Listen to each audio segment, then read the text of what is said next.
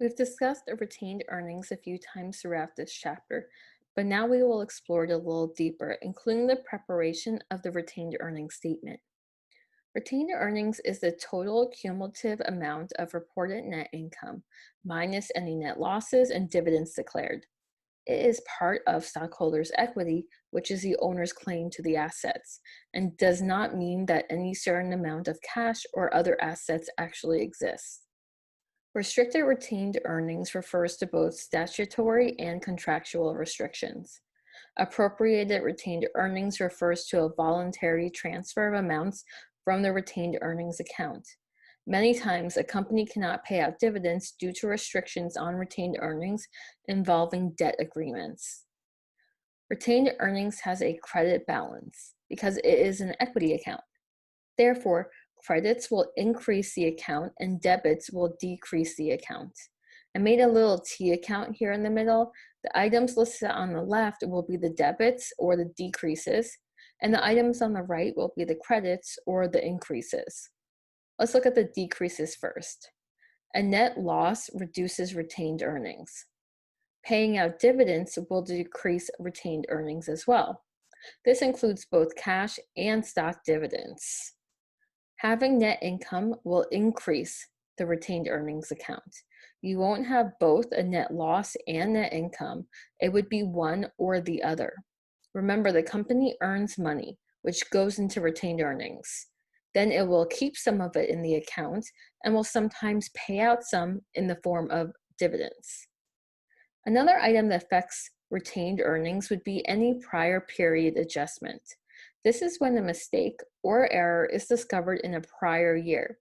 We can't merely fix the mistake because the books have already been closed and financial statements have already been issued. However, since income is close to retained earnings, we can adjust the current retained earnings account. This is because the amount in the retained earnings account would be incorrect if the wrong amount was close to it.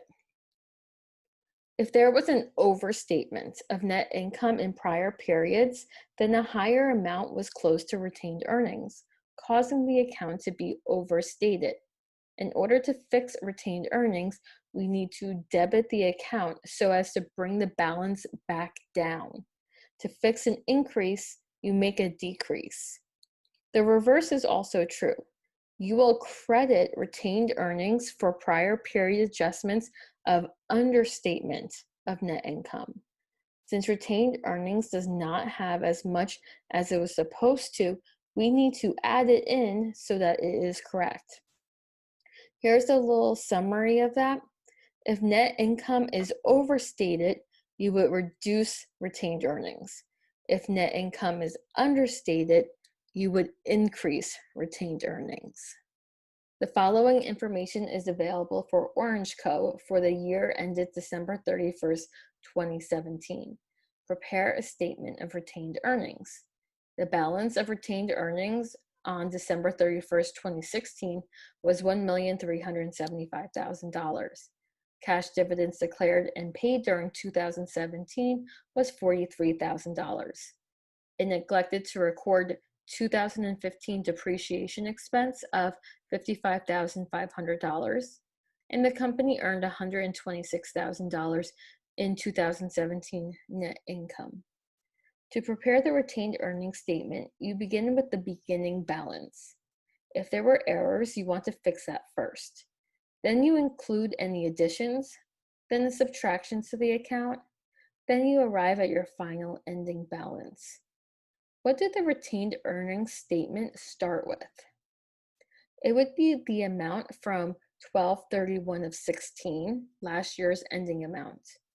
The amount would be $1,375,000. Next, you want to do any adjustments to fix this number. This is the most complicated part. If there was an error that was not fixed, then technically this amount here is wrong. We label the next part prior period adjustment. What was the adjustment or error? It neglected to record 2015 depreciation expense of $55,500. Now, do we add or subtract this amount? Last year, we did not record an expense by mistake. How did that affect our income? If you didn't have a monthly expense one month, then your income would be higher, correct? So last year, our net income was higher than it was supposed to be because we forgot to include an expense. If last year's income was greater than it was supposed to be, how do we fix it this year? We would subtract. This is because the $1,375,000 beginning balance is too high by $55,500. We then write out our adjusted retained earnings, which is really the correct amount. It is $1,319,500. This is really what our beginning retained earnings should have been if we never made the mistake. Now we do the additions. What gets added to retained earnings? Net income does. How much was our net income? It was $126,000. Next, we do our subtractions. What do we have in this example that gets subtracted from retained earnings? It would be the dividends paid. How much were the dividends? It was $43,000. Lastly, we get our final balance for the end of the year. We use our adjusted retained earnings balance of $1,319,500. We add our net income of $126,000 and subtract the dividends of $43,000.